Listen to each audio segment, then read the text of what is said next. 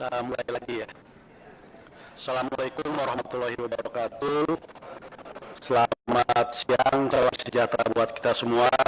Yang saya hormati Wakil Ketua DPR, pimpinan dan anggota Komisi 2 DPR RI. Kita akan lanjut untuk melakukan fit and proper test. Ini peserta yang kedua hari ini. Berarti yang keempat untuk Bawaslu. Jadi yang keempat untuk Bawaslu. Nah, ini yang kedua. Sebelum saya akan mempersilahkan kepada peserta dan proper test, saya ingin mengklarifikasi terkait dengan surat pernyataan yang saudara tulis dan diserahkan ke komisi. Yang pertama, nama Herwin Jepler Haisa Hialsa Malonda. Benar ya, sesuai KTP ya. Tempat dan tanggal lahir Paso 30 Januari 1972. Pekerjaan jabatan Ketua Bawaslu Sulawesi Utara. Alamat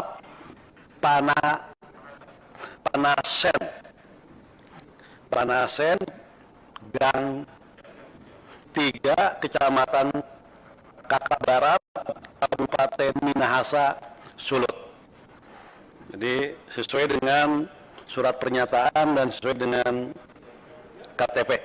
Nah, untuk mempersingkat, kami akan mempersilahkan Saudara Herwin untuk menyampaikan visi, misi, dan program kelak terpilih menjadi anggota Bawaslu RI. Kami persilahkan, waktu maksimal 15 menit.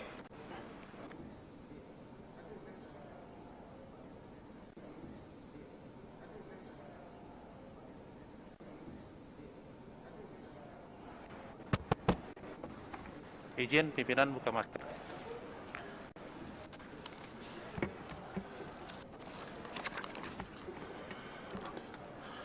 Assalamualaikum warahmatullahi wabarakatuh. Shalom, Om Swastiastu, Namo Buddhaya, salam kebajikan.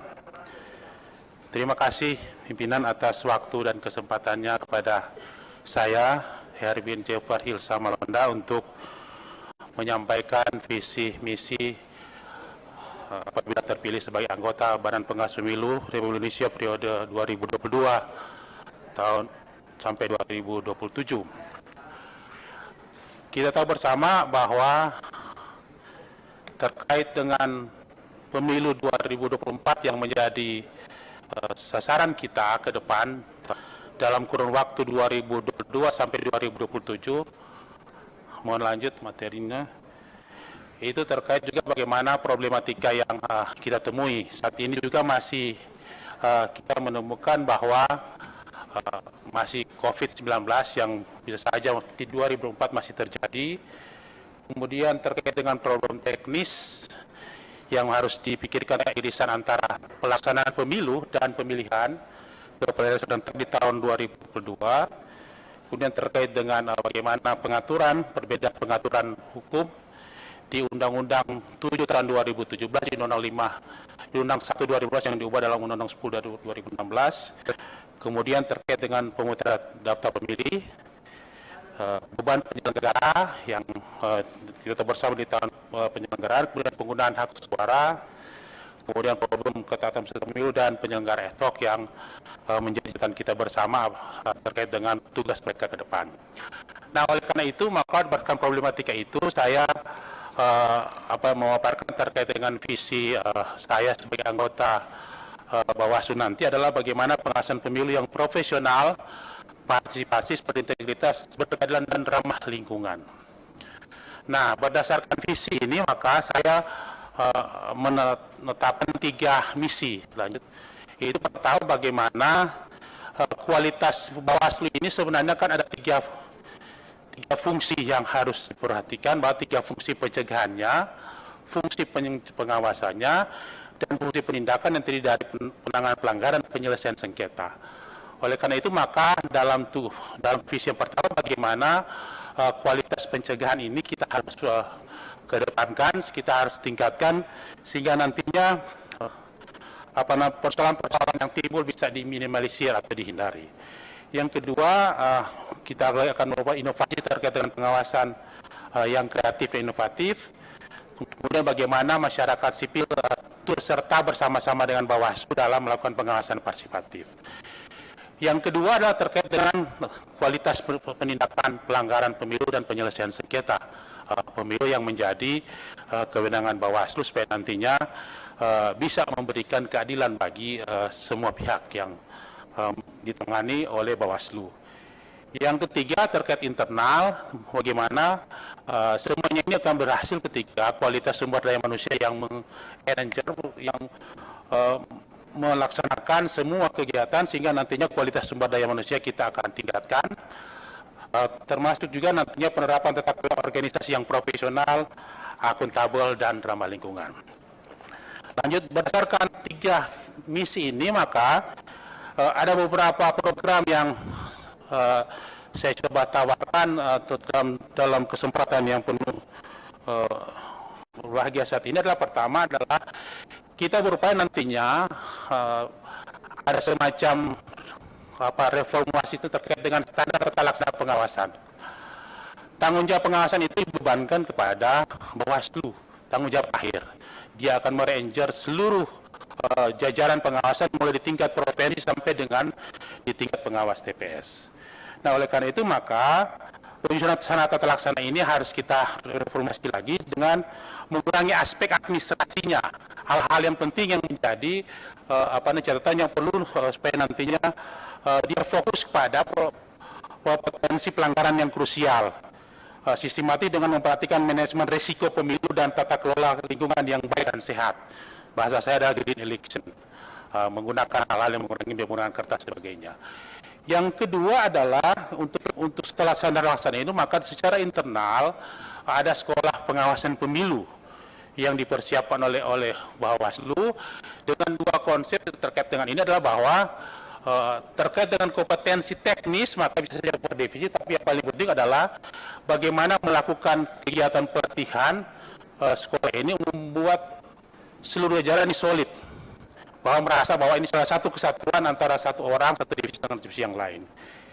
Yang ketiga adalah kita ini wilayah kepulauan. Wilayah kepulauan maka sudah selayaknya maka diperhatikan untuk melihat bagaimana pulau itu untuk jadi jelajah pengawasan. Bahwa pengembangan pengawasan jelajah kepulauan yang memfungsikan teman-teman Panwas Kecamatan dan Panwas Kelurahan Desa yang bisa saja itu akan dibantu oleh masyarakat, kelompok masyarakat sipil untuk bersama-sama. Kita tahu bersama bahwa di kepulauan ini banyak hal yang perlu diperhatikan terkait dengan bagaimana melakukan pengawasan supaya nantinya pelaksanaan pemilu bisa berjalan dengan baik, termasuk juga saya menawarkan terkait dengan pengawasan berbasis desa kelurahan, canvassing pengawasan, di mana kita memfungsikan teman-teman Panwas Kelurahan dan Desa untuk melakukan tugas-tugasnya, nanti memotivasi pemilih, masyarakat pemilih agar supaya nantinya mereka bisa terlibat aktif dalam pengawasan pemilu. Yang keempat adalah metode pengawasan yang ditawarkan berbasis teknologi online. Jadi saja ini ada bagaimana pembentukan Satgas Pengawasan Cyber, Satgas Pengawasan Cyber, kemudian terkait dengan bagaimana memfungsikan komunitas online, forum, dan situs jejaring sosial sebagai tempat sharing informasi diskusi terkait dengan kepemiluan. Di sini harus diberikan penekanan karena bisa saja ini dari wilayah yang tanpa batas, wilayah tanpa batas-batas negara, yang perlu kita jejari dengan informasi-informasi baik dan benar terkait dengan kepemiluan, terkait dengan hal yang baik bagaimana kita melakukan terkait pemilu. Kemudian yang berikut adalah terkait dengan ketepatan dan kesesuaian kegiatan pencegahan. Nah, ini sebagai kegiatan pencegahan agar supaya nantinya Bawaslu diberikan pencegahan itu diberikan pertama adalah indeks kerawanan pemilu. Selama ini Bawaslu sudah melakukan indeks kerawanan pemilu, maka yang perlu dilakukan adalah bagaimana kita pencegahan dan manajemen risiko untuk dimasukkan dalam indikator indeks kerawanan pemilu, termasuk juga nantinya adalah terkait reformasi pojok pengawasan. di setiap Bawaslu provinsi kabupaten kota terdapat itu maupun Bawaslu RI. Yang kedua adalah peningkatan partisipasi masyarakat dalam pemilu. Setelah tentang model pengawasan dari bawah akar rumput agar supaya nantinya cakupan pengawasan ini sangat penting dilakukan supaya nantinya dapat voluntarisme kesukarelawan dari masyarakat untuk bersama-sama dengan Bawaslu untuk melakukan pengawasan, termasuk juga voluntarisme politik di era digital saat ini, supaya nantinya ada kebersamaan untuk bersama Bawaslu untuk mengawasi. Kemudian kerjasama koordinasi lembaga dan para pemangku kepentingan pemilu. Itu yang pertama, pimpinan terkait dengan misi pertama. Misi yang kedua adalah lanjut terkait dengan peningkatan kualitas penindakan pelanggaran dan penyelesaian sengketa pemilu. Yang pertama adalah peningkatan pelayanan. Peningkatan pelayanan yang kita lakukan adalah saya menawarkan terkait prioritas pendekatan penanganan pelanggaran administrasi pemilu jadi kewenangan Bawaslu. Kalau di pemilu hasil akhirnya oleh adjudikasi dengan putusan, di pemilihan atau pilkada hasil akhirnya adalah rekomendasi yang benar-benar bisa terkait dengan ini. Yang kemudian yang berikut adalah terkait dengan sistem teknologi informasi yang sama-sama kita tahu bersama itu akan dipergunakan agar mempermudah tugas-tugas Bawaslu, tetapi sistem teknologi informasi ini juga memang supaya nantinya akan membantu para pihak untuk misalnya mencari keadilan di Bawaslu. Yang selama ini di Pilkada 2020 sudah digunakan mengantisipasi pandemi COVID-19, ada sidang-sidang mungkin seperti saat ini juga terkait dengan menggunakan teknologi informasi, termasuk pelaporan-pelaporan yang secara cepat dan tepat bisa diketahui oleh Bawaslu. Apa yang dilakukan oleh teman-teman Bawaslu Provinsi dan Bawaslu Kabupaten Kota, kalau dipandang perlu juga bisa lakukan asistensi dan supervisi oleh Bawaslu. Karena ketika dia melihat sistem ini ada yang mungkin sesuatu yang tidak tepat, maka langsung dilakukan tindakan sebelum bermasa di kemudian hari. Kemudian juga tentang sistem, dia akan berkorelasi dengan sistem monitoring dan evaluasi dalam bagaimana meningkatkan karena Bawaslu itu bagian dari penanggung jawab akhir dari penanganan pelanggaran penyelesaian sengketa pemilu pada saat ini.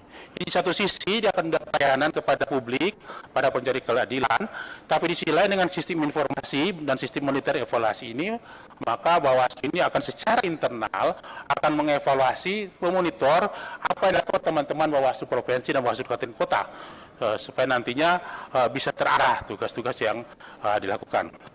Lanjut, yang berikut adalah di peningkatan kualitas penindakan pelanggaran penyelesaian sengketa pemilu, ini ya pertama terkait dengan bisa saja ada dorongan, kalau saya berharap ada dorongan tentang harmonisasi antara undang pemilu dan undang pemilihan, kemudian undang penyelenggara pemilu penegakan hukum dan sinergi peraturan KPU dan peraturan dalam setiap tahapan pemilu.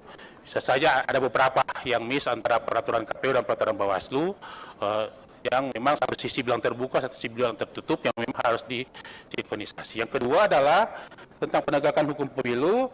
Ini dialog antar penegak hukum pemilu yang insentif dengan tujuan pemahaman bersama terkait norma hukum yang ada dan pola penanganan atau hukum acara yang menjadi pedoman teknis penegakan hukum pemilu.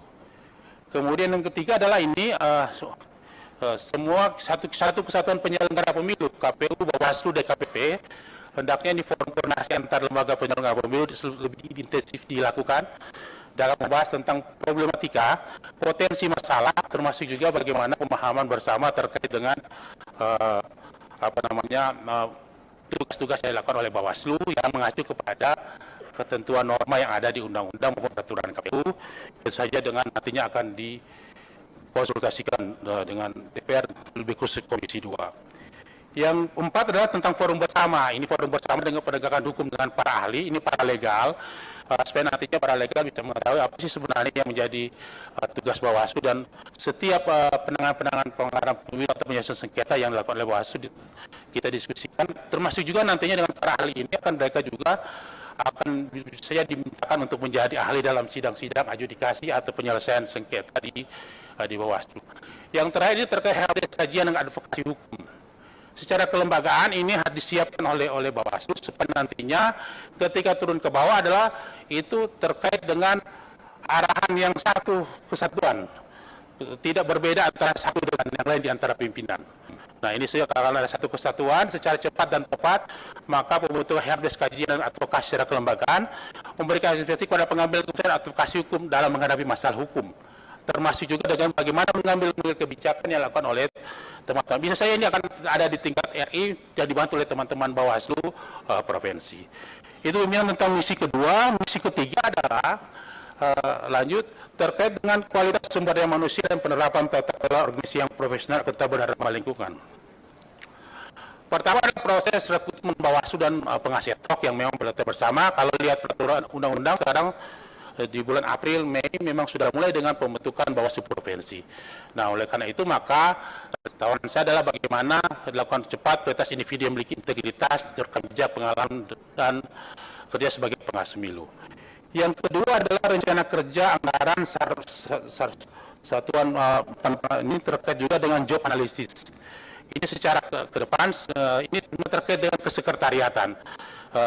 Saya menawarkan kita akan kerjasama dengan kesekretariatan melalui sekretaris jenderal untuk mengidentifikasi rencana kegiatan Bawaslu provinsi kabupaten kota yang sejalan dengan program Bawaslu RI.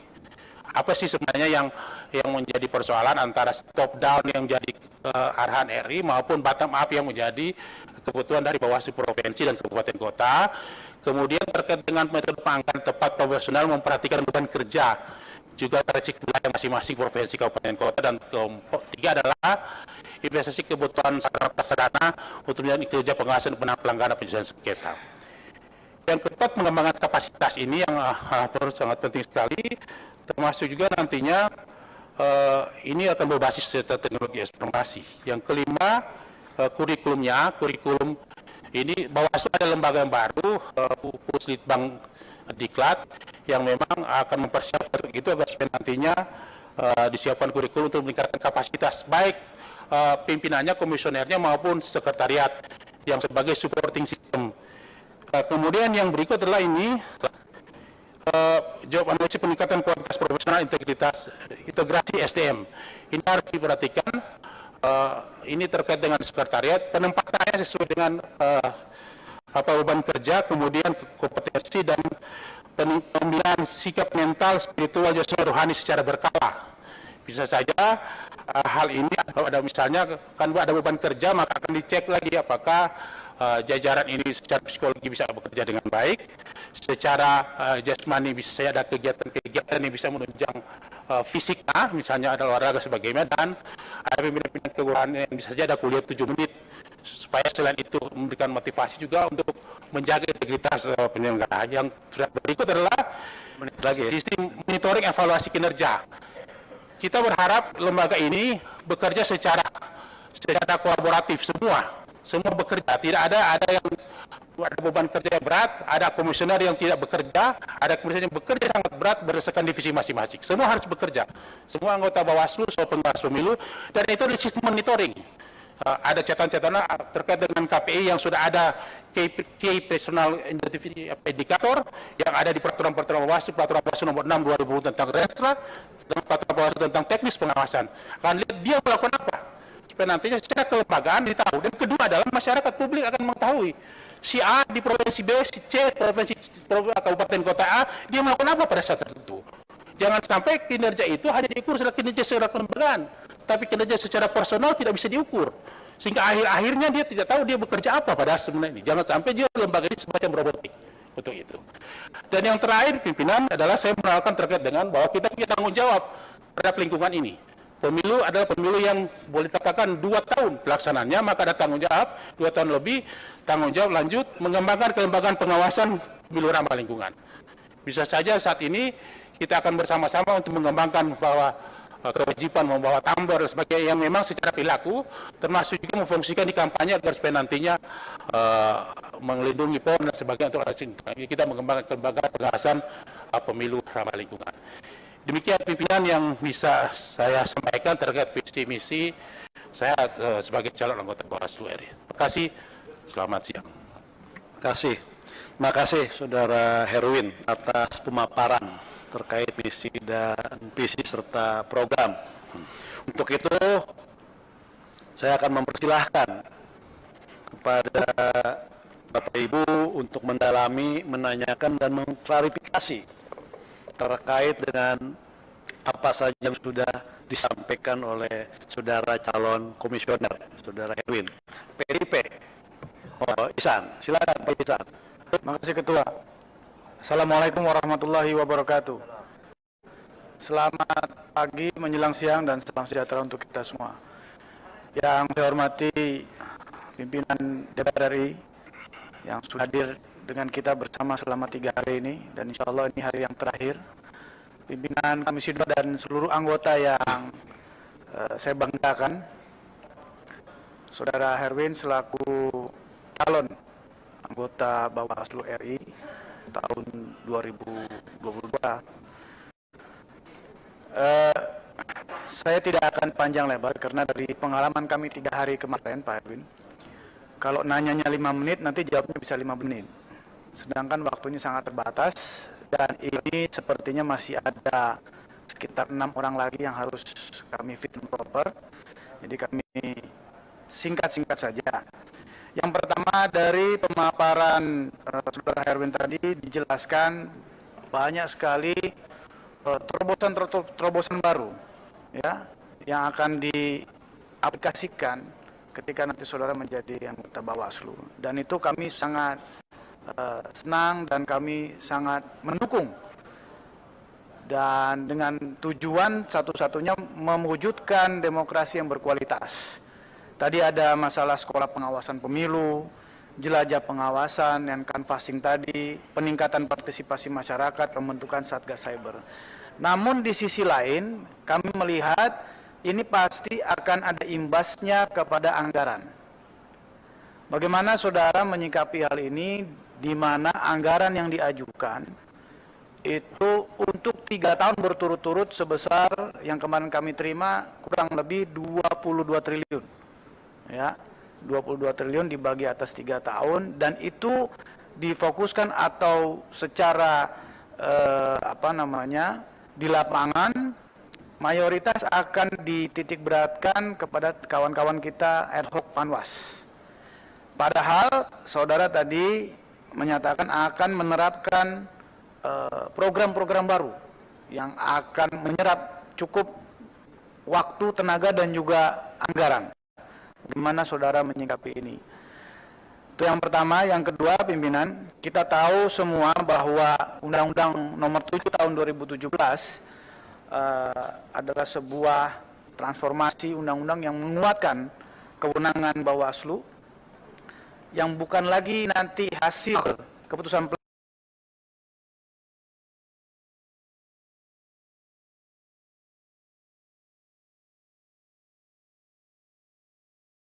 pelanggaran pengawas pemilu tidak hanya bersifat rekomendasi tapi sifatnya keputusan.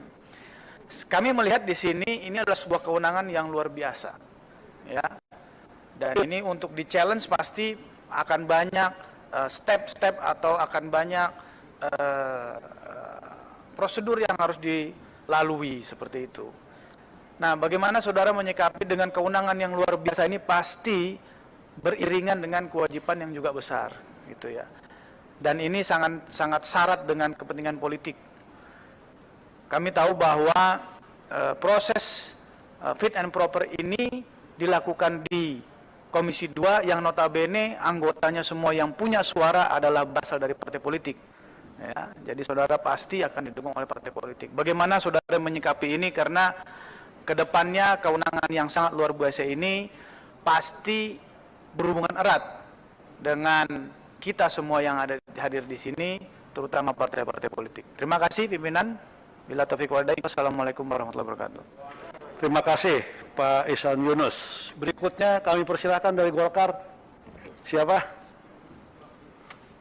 Oh, baik. Pak Agung, silakan Pak Agung. Baik, terima kasih Ketua. Mencermati dengan teliti apa yang disampaikan oleh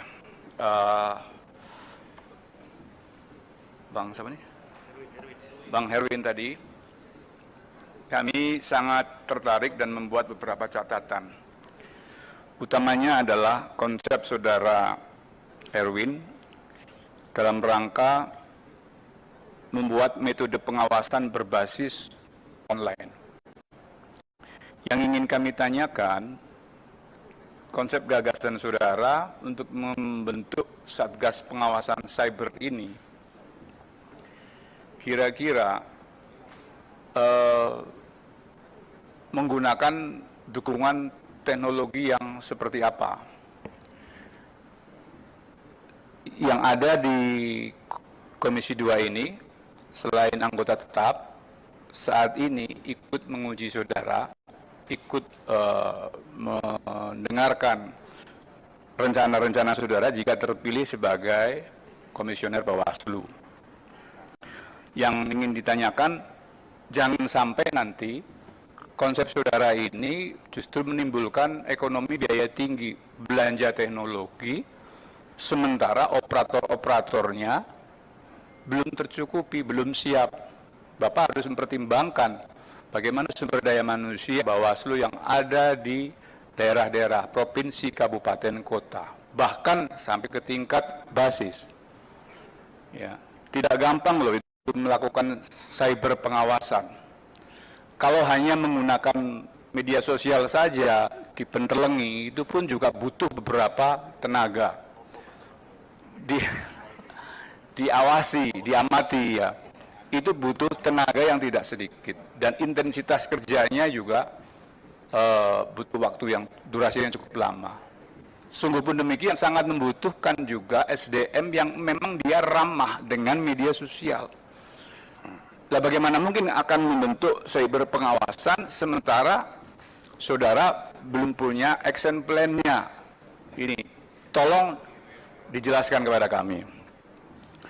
Yang kedua, ada konsep perencanaan sistem informasi penanganan sengketa yang berbasis IT. Bagus. Saya senang. Saya selaku praktisi hukum ketika waktu itu menjalankan profesi pengacara di peradilan agama, peradilan umum, di sana ada sistem informasi penanganan sengketa berbasis IT. Proses tahapannya jelas, termonitor, sidang sudah sampai tahapan mana, saksi-saksi yang diajukan oleh siapa saja, itu ya. Pertanyaan saya, dalam konteks lembaga Bawaslu, konsep perencanaan sistem penanganan perkara berbasis IT ini nanti digunakan oleh siapa? Atau pihak-pihak mana saja yang bisa mengakses hal itu? Nah, kemudian teknologi semacam apa yang akan saudara gunakan? Berapa besar biayanya untuk membangun sistem itu? Karena ini perlu dipertimbangkan dengan anggota Komisi 2 yang ada di Banggar. Jangan kita tingkatkan kemampuan teknologi informatika, tetapi belanja informasi, belanja teknologi, sementara aplikasinya di tingkat bawah tidak bisa operasional. Terakhir, dari awal sampai akhir saya catat, apa yang disampaikan, konsep gagasan yang dibangun ini adalah konsep gagasan seperti halnya saudara ingin membangun kelembagaan Bawaslu. Jadi lebih mengutamakan berorientasi pada konsep belum memberikan gambaran rencana kerja. Ini lembaga Bawaslu sudah ada. Saudara bahkan sudah menjadi pimpinan di daerah itu. Nah, yang dibutuhkan konsep rencana kerja ketika saudara masuk di Bawaslu. Bukan renstra untuk membangun Bawaslu. Saya mohon penjelasan dan bagaimana cara saudara untuk mempertahankan ini. Lebih gambarannya kepada rencana kerja ketika menjadi anggota Bawaslu. Terima kasih, Ketua. Ya, makasih Pak Agung. Berikutnya dari Gerindra. Oh, silakan Pak Irwan.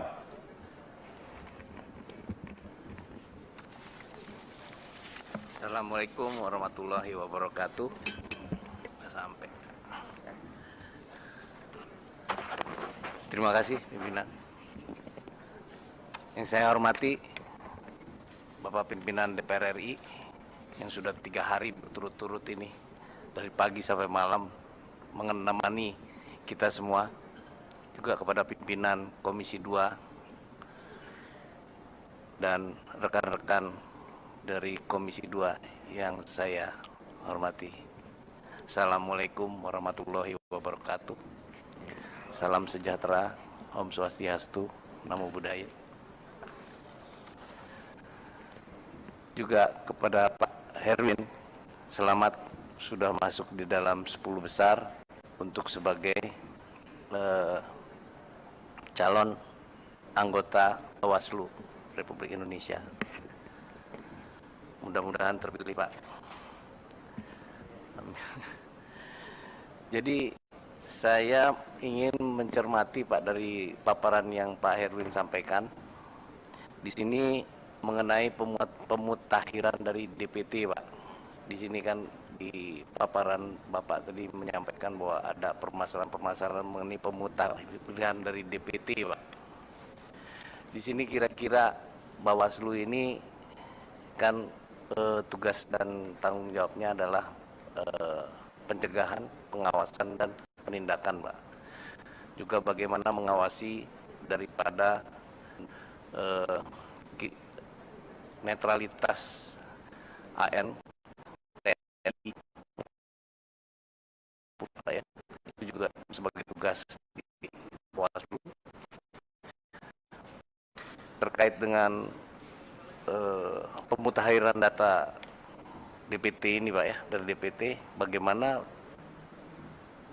Bawaslu bisa memastikan bahwasanya DPT ini sesuai dengan yang seharusnya, Pak.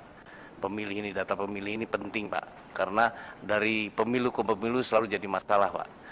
Apakah sudah ada rencana dari Bawaslu untuk pemutakhiran data ini lebih akurat, Pak? Jadi itu yang saya perlu tahu, Pak, kira-kira apa langkah-langkah dengan sistem apa yang akan mengawasi agar pemutakhiran data ini lebih akurat. Di samping itu juga mengenai metode pengawasan berbasis teknologi online, Pak. Ya. Di sini mungkin yang agak krusial, Pak, ini mulai dari pemilihan, Pak, ya, di tenaga pengawas TPS, Pak, sampai dengan pengawas kecamatan, Pak. Di sini yang biasanya rentan, Pak. Bagaimana tenaga pengawas kecamatan ini bisa mendapatkan data yang lebih akurat, Pak, supaya waktu KPPS sendiri menyerahkan kepada PPK, di sini datanya bisa sinkron, Pak. Mungkin sistem apa yang akan Bapak manfaatkan dari Bawaslu, manfaatkan supaya sinkron antara data pemilih dari TPS itu sesuai dengan apa yang dipegang oleh Panwas Kecamatan, Pak. Jadi ini karena sering terjadi, Pak, di daerah ini, di daerah, ya, Pak, ya, banyak terjadi istilahnya human error, Pak, salah tulis atau apa.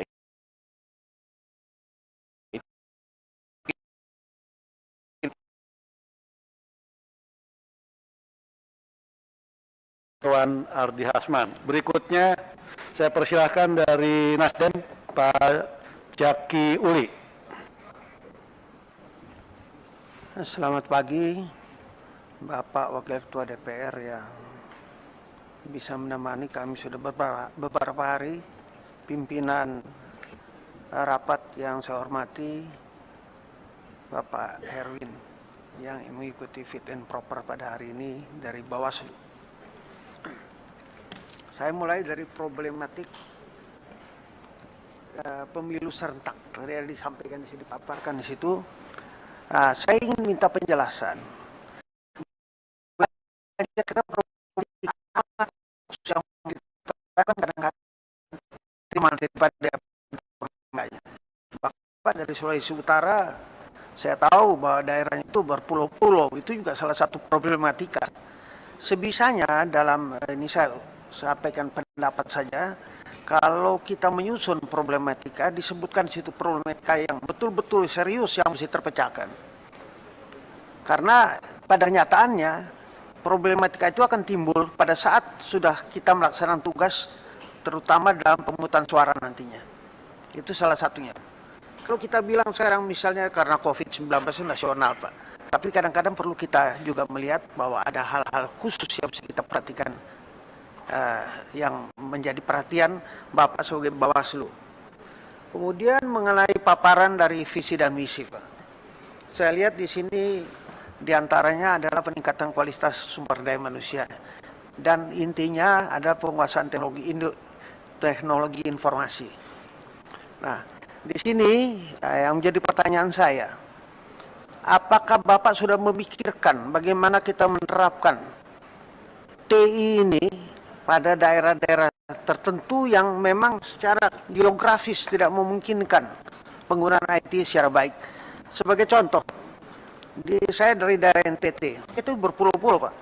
Ada pulau kecil TPS tepat dilaksanakan dalam mengoperasionalkan IT. Karena memang situasi daerah itu seperti itu, Pak. Nah, kalaupun IT ini akan diterapkan, oke, itu harus, karena itu tuntutan zaman. Tapi kalau tidak bisa diterapkan, jalan keluarnya bagaimana, Pak? Karena pengawas pemilu ini sangat sekali berkompeten untuk hal ini. Sering terjadinya keributan tingkat ad hoc di bawah, itu adalah karena masalah-masalah seperti ini. Mereka sudah mengirim misalnya berita tidak diterima, ini bagaimana khusus seperti ini. Nah, ini mungkin dalam penjelasan Bapak, tolong Bapak jelaskan langkah apa yang bisa diambil untuk itu. Yang terakhir adalah mengenai pengawasan yang profesional. Sini Bapak menyebut ada masalah anggaran dan sebagainya. Nah, sekarang saya menanyakan, andaikan Bapak itu menerapkan bahwa pengawasan yang profesional itu mesti dilaksanakan, saya minta kriterianya apa saja untuk pengawasan profesional itu. Karena apa? Dari profesionalan itu, maka kegiatan pemilihan umum itu tidak profesional pastinya. Dan ini menjadi problem yang besar sekali dirinya. Karena menyangkut waktu dan anggaran nantinya. Seperti ada sengketa dan sebagainya, dan menghabiskan banyak anggaran maupun waktu.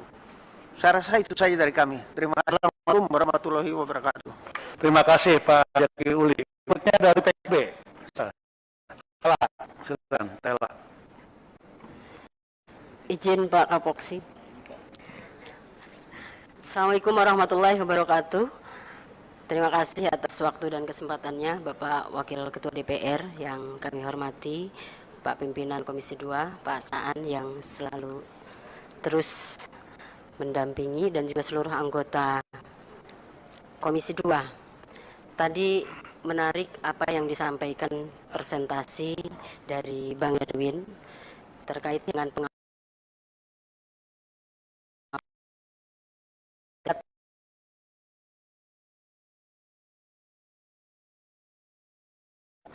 kalau tahapan kaderisasi ini sudah selesai dari kabupaten, provinsi, dan juga hari ini mantap untuk bisa mengikuti seleksi di pusat. Itu bagian dari pengalaman yang luar biasa.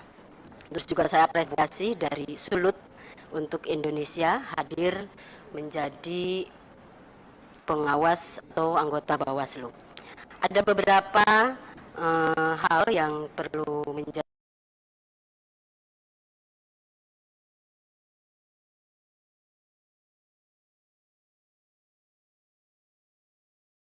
pencegahan, pengawasan, pendidikan. Sebagai badan yang luar biasa tupoksinya, ini harus bisa maksimal ke depannya, karena bukan hanya pengawasan dan pelaksana teknis, tetapi juga harus menciptakan produk pemilu yang bertanggung jawab dan berintegritas. Kami menyoroti di lapangan 2019 atau fungsi Bawaslu sebelumnya, satu mungkin kualitas SDM saya lihat Bawaslu cukup intens melakukan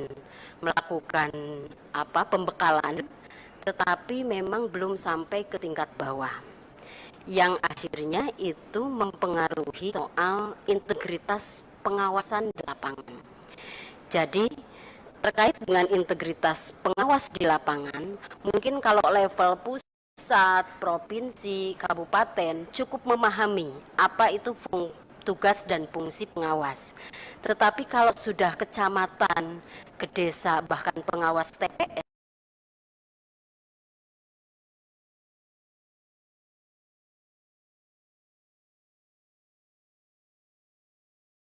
tanggung jawab untuk juga pencegahan.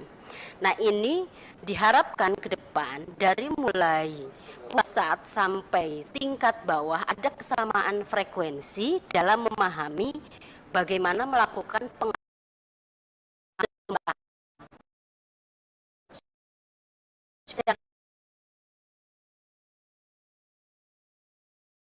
pengawas pemilu untuk masyarakat. Tetapi apakah itu cukup representatif? Kalau misalkan tahun kemarin hanya di 100 titik misalkan, apakah juga perlu penambahan atau memang ada sosialisasi lebih lanjut? Kalau misalkan KPU mensosialisasikan bagaimana mencoblos dengan baik, tidak salah dalam kolom, kami meminta mungkin ke depan dengan hadirnya Bang Erwin di Bawaslu ada sosialisasi juga untuk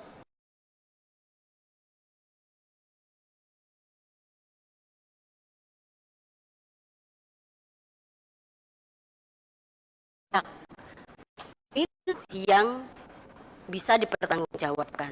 Jadi bukan hanya soal satu kali selesai seremonial, tetapi ini perlu ada penekanan karena penindakan juga ada di bagian Bawaslu. Kadang kami juga kesulitan dalam proses penyelesaian sengketa, baik itu nantinya penindakan yang administratif ataupun hal lainnya.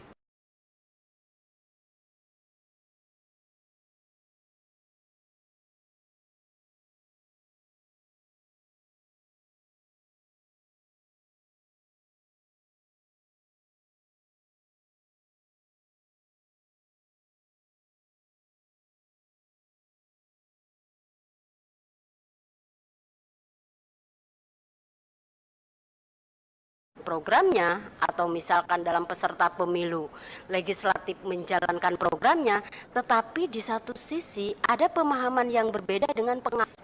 Mungkin ini yang bisa mengawasi di kecamatan, di desa, yang akhirnya multitafsir itu tidak selesai, menjadi perdebatan yang cukup luar biasa. Nah, ini juga titik rawan penggunaan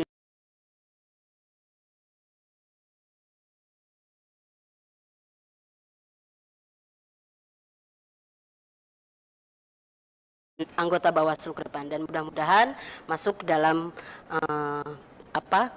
anggota Komisi Pengawas Pemilu, Badan Pengawas Pemilu ke depan.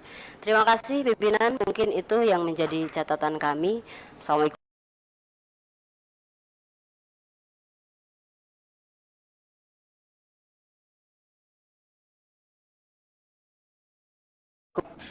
Pak Anwar Hafid.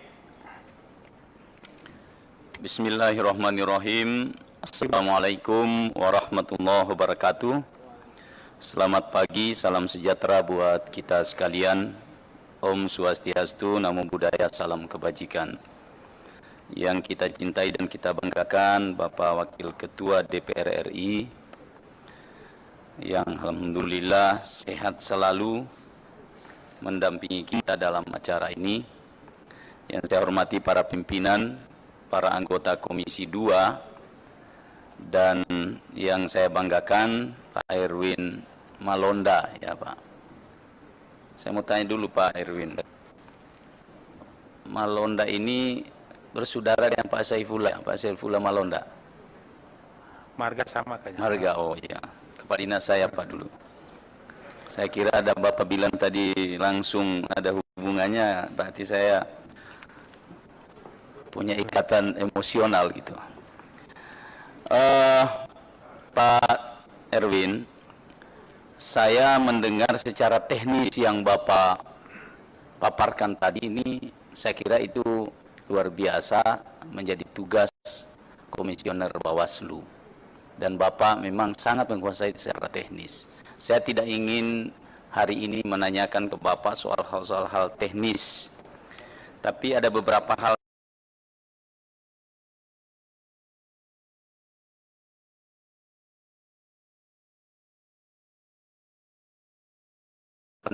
perbaikan kinerja Bawaslu yang lebih baik, baik jangka pendek maupun jangka panjang. Yang pertama, saya ingin tahu betul kira-kira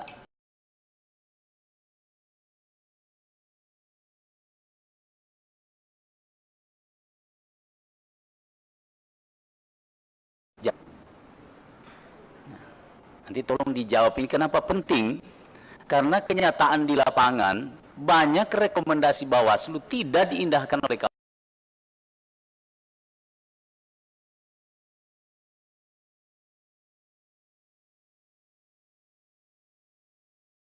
Jajar memiliki tugas pokok dan fungsi masing-masing dalam rangka mensukseskan pesta demokrasi kita.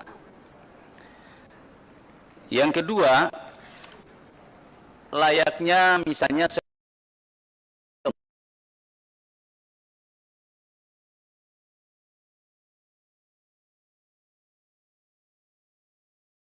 sejauh mana kira-kira Bapak nanti mempersiapkan diri untuk membenahi Bawaslu.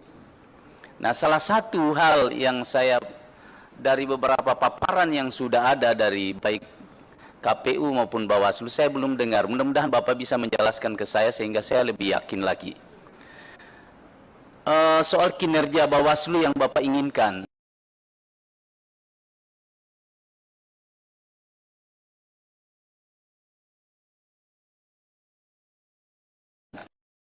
Tingkat partisipasi semakin tahun semakin meningkat. Satu.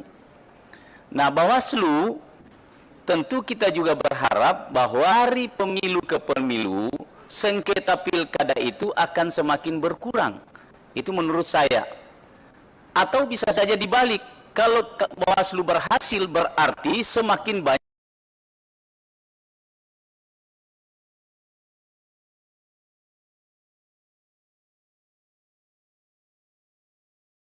berhasil atau semakin sedikit sengketa Bawaslu berhasil.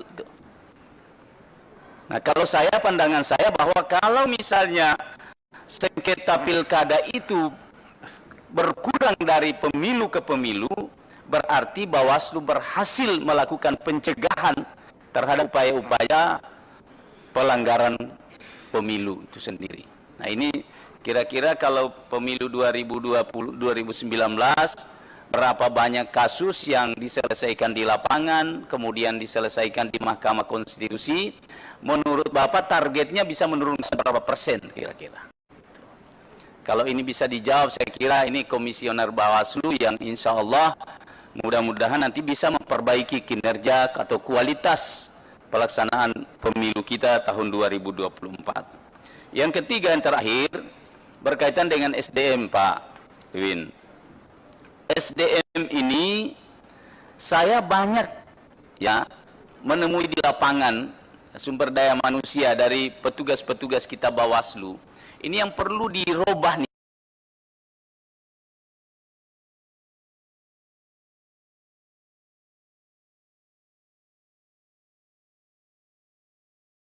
Eksekutor di lapangan ini kalau sudah jalan Bawaslu itu ada yang arogan dan sebagainya, sehingga kalau semakin arogan, pencuri itu lebih pintar daripada biasa tuan rumah.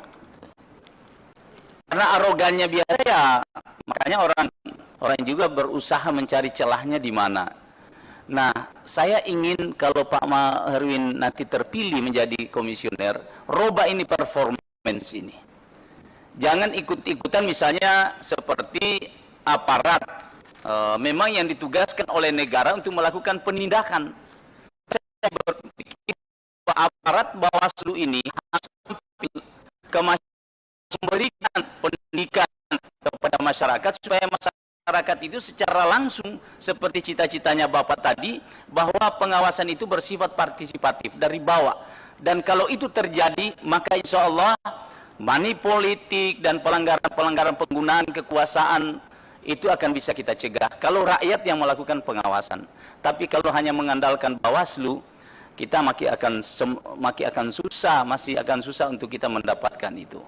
Saya kira tiga hal ini Pak Herwin, mudah-mudahan saya doakan insya Allah terpilih di Komisi Bawaslu sehingga kita bisa sama-sama membenahi ke depan Bawaslu yang lebih baik, yang lebih profesional, dan bisa mengangkat harkat dan martabat demokrasi kita di Indonesia. Saya kira itu, Pak. Terima kasih. Assalamualaikum warahmatullahi wabarakatuh.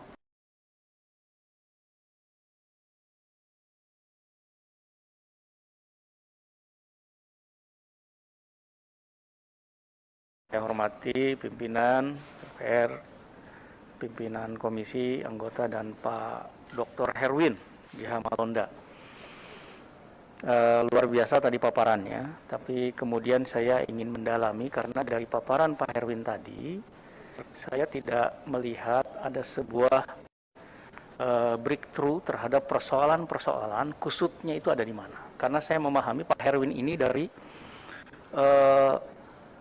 daerah, sehingga tahu persis dan sudah menjadi pelaku juga di Bawaslu provinsi, bahkan juga pernah juga di KPU kota, kabupaten ya, pernah juga jadi panwas bahkan seperti itu, sehingga kita juga melihat apa sebenarnya tawaran dari Pak Dr. Herwin ini terhadap persoalan-persoalan yang mendasar dan krusial yang ada di Bawaslu. Sehingga ini juga menjadi bahan bagi kita untuk perbaikan ke depannya. Nah, karena saya juga menyadari bahwa persoalan-persoalan misalnya sinergitas, persoalan-persoalan sumbatan-sumbatan yang ada di mana-mana, arogansi dan sebagainya, yang itu harus kemudian dipecahkan, diurai. Nah, saya belum melihat apa yang menjadi tawaran dari Pak Herwin.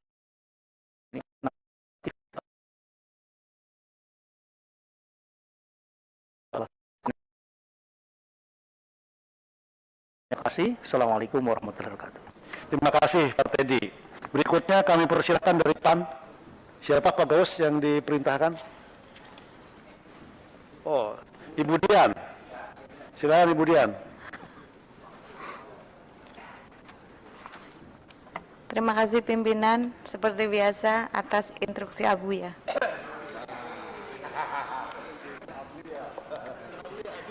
Tiga menit.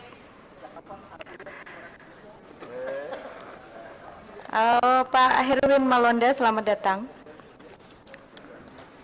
Saya sedikit membaca tentang penulisan buku Anda, Green Election.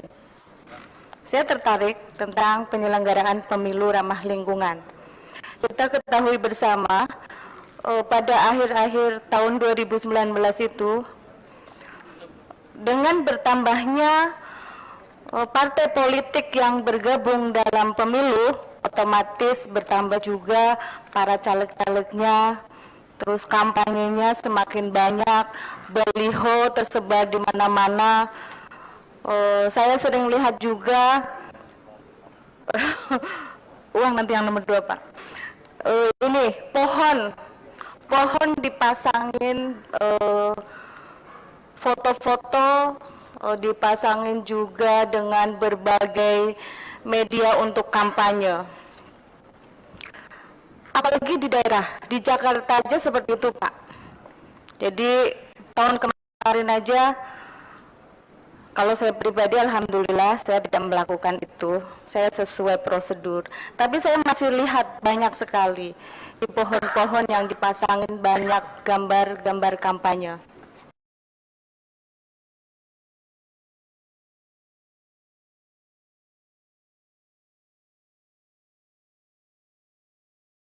Ramah lingkungan karena merusak. Bagaimana nih cara Bapak untuk menciptakan tentang penyelenggaraan pemilu yang ramah lingkungan? Mungkin Bapak bisa memberikan sosialisasi atau mungkin dengan banyaknya acara di media. Yang kedua, apa saja menurut Bapak bagian yang masuk kategori politik uang? Ini kategorinya banyak sekali. Menurut Bapak apa saja? Karena untuk yang tahun kemarin saya mengamati ada kasus. Jadi salah satu caleg itu membagikan kupon, hanya membagikan kupon. Itu kupon undian umroh. Dan itu baru kupon. Nah, kupon ini akan dikasih setelah nanti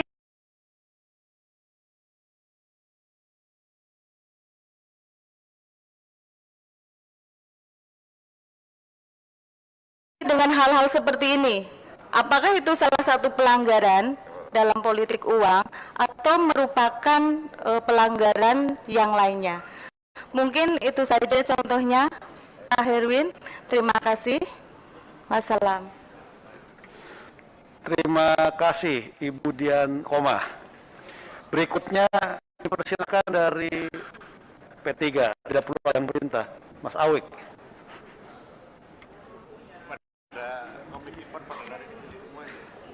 Terima kasih pimpinan atas izin Buya Gus Pardi juga.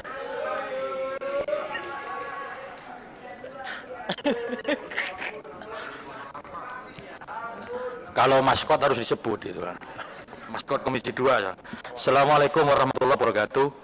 Pimpinan yang kami hormati, Pak Herwin selaku calon Bawaslu. Kami mungkin singkat saja karena memang menyingkat waktu. Pak Herwin kalau nggak salah ini kedua kalinya berada di forum ini ya. Kalau nggak salah 5 tahun yang lalu juga berproses gitu ya. Ya mudah-mudahan yang periode ini bisa melampaui periode yang lalu. Ya paling tidak dari nama-nama yang beredar itu. Entah itu beredarnya dari nama. Tapi itu jangan diamini Pak. Itu kan biasalah nama bikin-bikinan gitu. Tetap ikhtiar gitu ya Pak. Pak Herwin merupakan angkat Bawaslu dari Provinsi Sulawesi Utara. Tentu perspektifnya adalah pelaksanaan pengawasan pemilu di daerah gitu. Hari ini mencoba untuk naik level ke nasional. Kalau dalam perspektif Bapak, pelaksanaan pengawasan ataupun kinerja Bawaslu secara nasional itu yang kurang itu apa hari ini nih? Sehingga perlu Bapak perbaiki gitu. Nah, kita butuh jawaban ini supaya nanti jawaban yang menurut kami ada yang berbeda sehingga upaya yang Bapak lakukan 5 tahun lalu itu lebih, tidak hanya berhenti di ruangan ini gitu. Terima kasih, itu saja Ketua. Assalamualaikum warahmatullahi wabarakatuh. Waalaikumsalam. Terima kasih Mas Awik. Saudara Erwin, 9 penanya dari 9 praksi sudah menyampaikan pada saudara. Nah, kami akan persilahkan untuk menanggapinya, tapi saya kasih waktu 10 menit, jadi tidak perlu diurut. Mana yang topiknya sama, itu jawab secara bersamaan. Kami persilahkan. Terima kasih Pak Pimpinan. Bapak Ibu yang terhormat, fungsi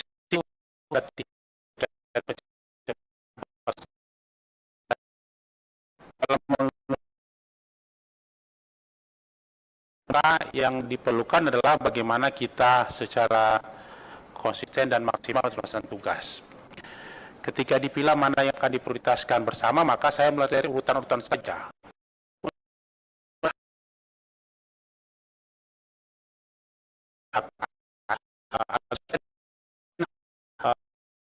Salah yang lebih besar di kemudian hari.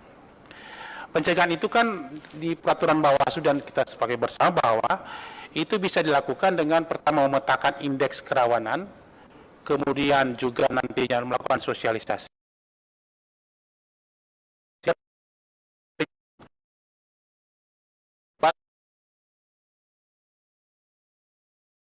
Perlu apa yang akan dilakukan supaya nantinya ketika proses pelaksanaan pemilu itu bisa berjalan dengan baik, maka sudah diketahui apa saja yang menjadi potensi pelanggarannya, dan kalau ada potensi pelanggaran, apakah itu terkait dengan perbedaan penafsiran dari sebuah norma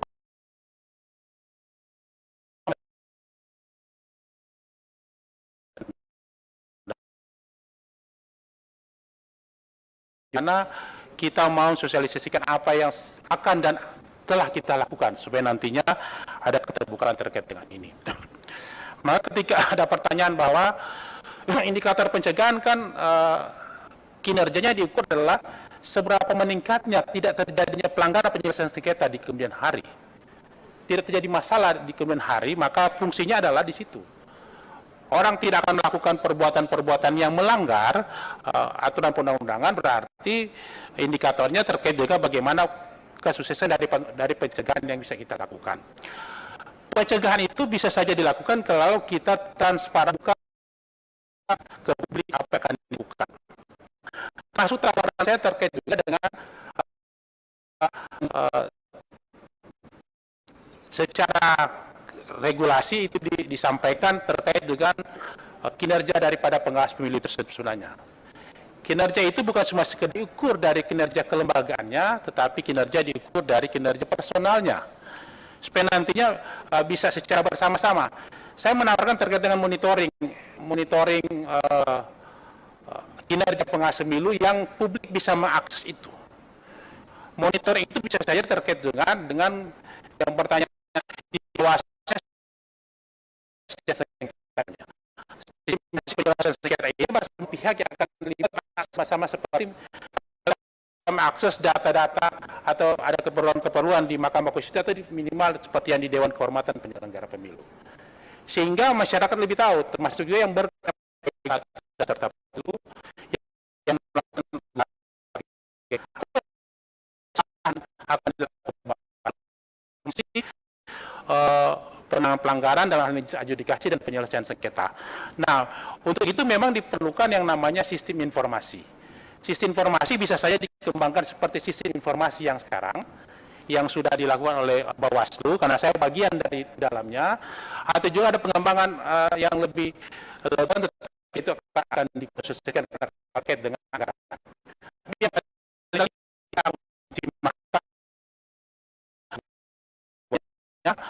Publik mengetahui apa yang dilakukan oleh Bawaslu secara kinerja, karena kalau ini terbuka maka Bawaslu akan bekerja dengan sebaik-baiknya, karena ini Bawaslu ibarat ada di akuarium sebagai semua model ikan.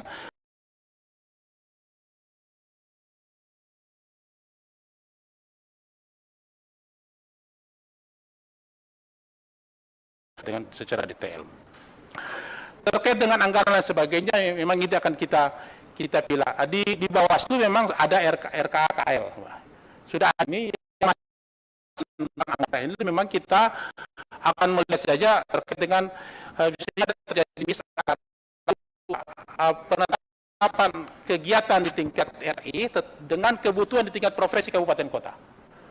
Nah, untuk itu memang perlu akan formasi sendiri di samping melihat lagi terkait dengan range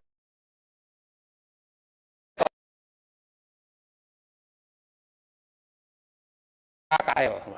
Sudah ada selama ini. Yang saya maksudkan adalah tentang anggaran ini memang kita akan melihat saja terkait dengan bisa saja ada terjadi miss antara penetapan kegiatan di tingkat RI dengan kebutuhan di tingkat provinsi kabupaten kota. Nah, untuk itu memang perlu akan formasi sendiri di samping melihat lagi terkait dengan Renstra Bawaslu. Bawaslu sudah ada Renstra Peraturan Bawaslu nomor 6 tahun 2020 yang akan dikaitkan dengan program-program baik program-program yang menjadi program prioritas pemerintah ataupun juga program yang menjadi bagian dari Bawaslu itu sebenarnya. Supaya bagaimana supaya itu bisa dilakukan terkait dengan program anggaran. Kita tinggal akan memformasi itu supaya nantinya karena persoalannya adalah kita akan membagi secara proporsional di semua bagian dan divisi di Bawaslu. Termasuk juga nantinya tidak bisa menafikan bahwa pengawasan ini tidak sekedar pengawasan. Saya menawarkan sebenarnya banyak hal. Pengawasannya kita menyadari bahwa teknologi itu ya sudah merupakan sebuah hal yang keharusan kita lakukan, tetapi juga memperhatikan daerah-daerah tertentu.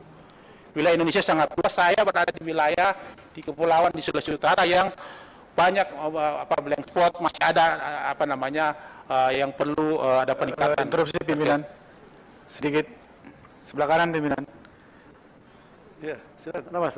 Ya, enggak, saya setuju tadi Pak Saudara Herwin itu menjawab secara general, tapi tolong diadres saja tadi siapa yang tanya. Karena saya bingung yang mana yang jawab pertanyaan yang mana gitu pimpinan. Terima kasih. Silakan.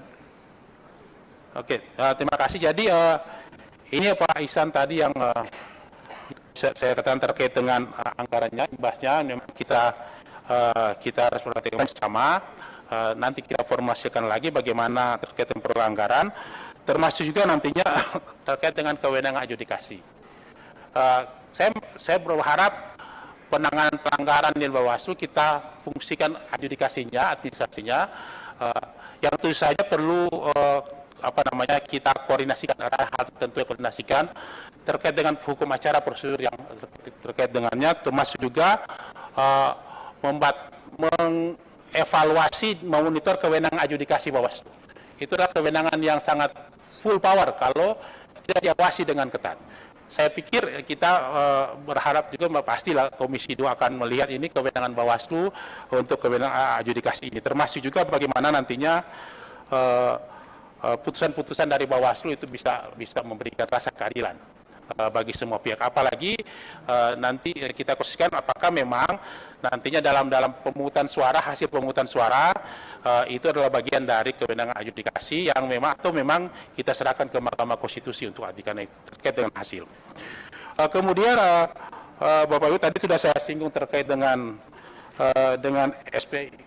SIPS Pak Agung terkait dengan ini, bahwa kita akan memaksimalkan fungsi dari sistem informasi penyelesaian sengketa, termasuk juga sistem informasi akan ada tambahan bagian sistem informasi adjudikasi pada pusat-pusat administrasi, supaya bisa diketahui apa sih sebenarnya sudah dilakukan oleh Bawaslu, termasuk prosedur yang akan dilakukan, supaya nantinya kita harus ke kantor-kantor Bawaslu untuk hal ini. Ya mirip-mirip lah kalau kita melakukan proses beracara di Mahkamah Konstitusi atau yang sekarang di penyelenggara di Dewan Kehormatan Penyelenggara Pemilu. Memang teknologi itu memang akan teknologi kita berharap sih ada pelayanan servisnya dan security-nya. Termasuk juga nantinya Pak Agung bisa saja ada terkait dengan implikasi biayanya. Nah memang saya memperhatikan dulu ada yang sekarang kita kembangkan karena sudah ada, bukan hal yang baru, tapi kalau ada hal yang perlu maka itu kita akan pikirkan bersama sambil memang tidak melupakan yang manual. Karena kita masih daerah luas Sulawesi Utara di Indonesia ini yang memang harus kita perhatikan terkait dengan hal ini. Termasuk juga nantinya terkait dengan rencana kerja, saya sudah sampaikan tadi, rencana kerja saya maksudkan sudah ada, tetapi kita sinkronisasi lagi, karena ada beberapa program kerja yang tidak sinkron, tidak connect dengan kebutuhan wilayah. Misalnya yang saya tawarkan terkait bagaimana kalau ada kebutuhan wilayah tentang jelajah pengawasan, ada wilayah-wilayah pulau, bagaimana kita akan mengungsikan teman-teman Panwascam. Biasanya anggaran itu hanya sampai di pemilu, sampai paling besar di bebannya di kabupaten kota.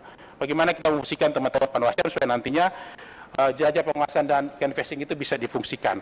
Tapi terkait juga dengan bagaimana hal yang akan kita lakukan. Kasih 5 menit lagi ya. Ya.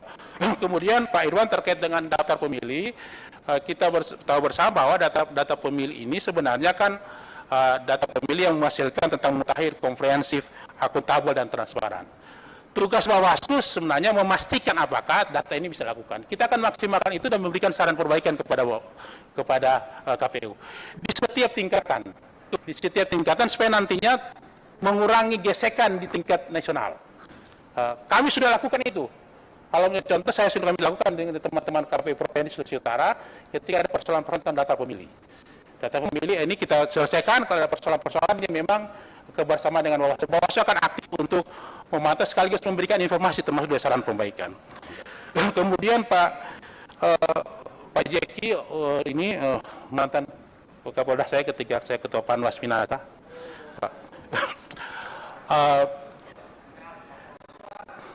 Terkait dengan ini Pak, memang di problematika pemungutan suara di daerah kepulauan memang harus hasil pemungutan suara ini memang menjadi catatan kita bersama. Seringkali kan hasil misalnya dulu ada KPU Situng, aplikasi Situng kan tidak bisa masuk karena di daerah kepulauan ya akses internetnya. Nah memang kita perlu perhatikan bersama sambil ini sehingga saya tawarkan tadi jelajah pengawasan supaya nantinya di kepulauan itu tidak ada misalnya manipulasi hasil di wilayah kepulauan. Sambil memang kalau kriteria pengawas pemilu profesional sebenarnya tadi dia bisa melaksanakan kepanjangan tangan dari Bawaslu RI, juga kabupaten kota sebagai manajer, dan ad hoc ini yang memang 2 menit lagi ya, ad hoc ini yang perlu kita perhatikan bersama supaya bisa berjalan dengan baik, Pak. Jadi profesional itu bisa bersama sambil tidak ada persoalan terkait dengan kepemiluan. Kemudian berikutlah Ibu Ella terkait dengan bagaimana pembinaan kita bersama. Sudah ada peraturan Bawaslu 15.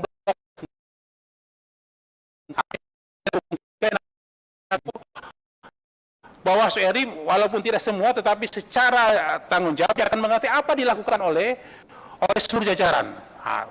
Seluruh jajaran lakukan yang menggunakan tadi sistem monitoringnya. Sistem monitoring ini yang kita lakukan bisa saja dia secara online atau dia secara manual. Secara laporan kinerja yang akan dilakukan nantinya pembinaan, apalagi ad hoc. Tadi ada pertanyaan ad hoc itu terkesan arogan, terkesan eksekutor. Pembinaan itu bisa saja secara intensif melalui pembinaan pertemuan tatap muka atau juga pembinaan melakukan teknologi informasi. Kemudian nantinya Bapak Ibu terkait tadi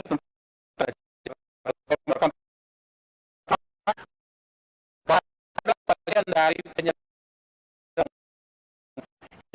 memang ada persoalan terkait dengan rekomendasi Bawaslu tidak ditindaklanjuti oleh KPU. Nah, itulah perlu komunikasi dengan teman-teman KPU apa yang kita lakukan sambil juga kita saling menghargai tugas terwenang masing-masing, termasuk juga yang tadi pertanyaan kalau pencegahannya, kalau saya pencegahan yang baik adalah pencegahan dengan pelanggaran yang menurun dan sengketa.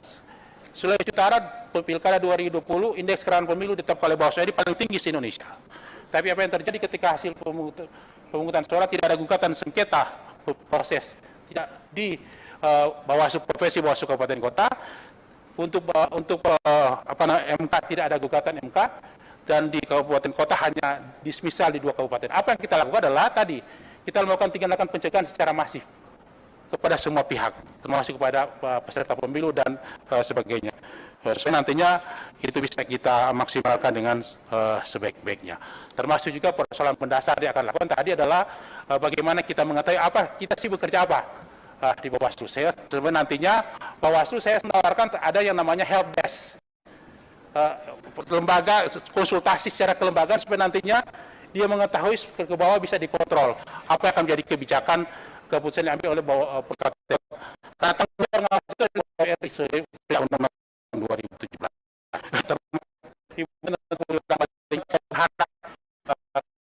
Kita dalam pemilu ini adalah bagaimana mewujudkan kedaulatan rakyat, tapi harus diingat juga bahwa kedaulatan lingkungan akan sangat penting karena itu adalah masa depan kita bersama di masa datang. Kita akan konsisten itu mengawal sambil koordinasi agar supaya nantinya persoalan walaupun kecil upaya kita, karena kita ada di persoalan pemilu kedaulatan rakyat, tapi walaupun kecil kita akan berupaya agar supaya nantinya pemilu tambah limit akan diwujud nyatakan, termasuk juga nantinya Saya langsung pada politik uang. Bagaimana politik uang kalau saya pahami itu adalah 2 indikator, memberikan atau menjanjikan.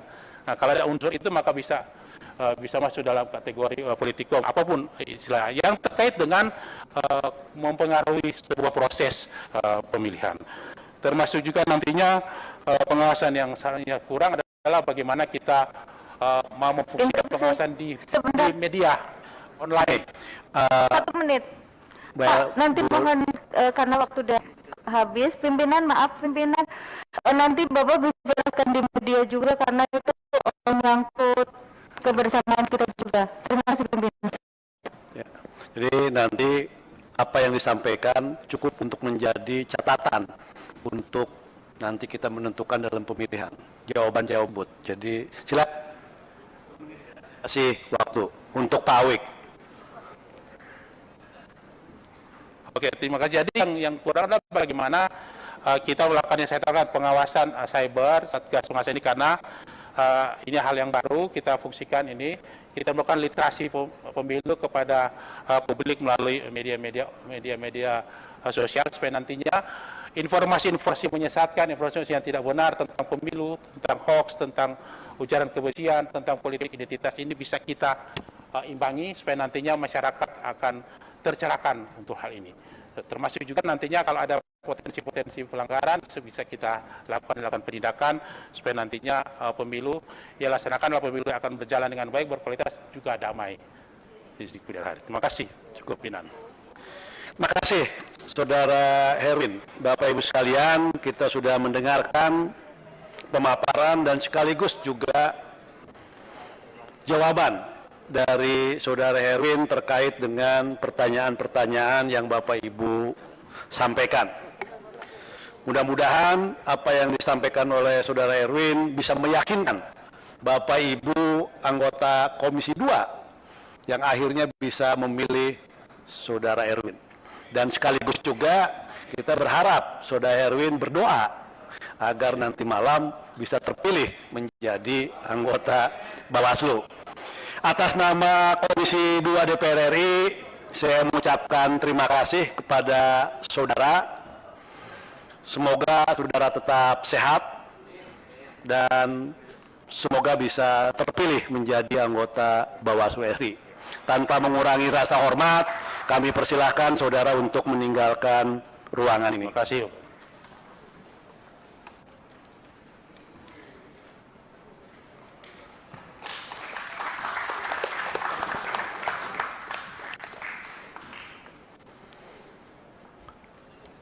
Bapak Ibu sekalian, kita sudah menyelesaikan 2 orang untuk sesi pertama.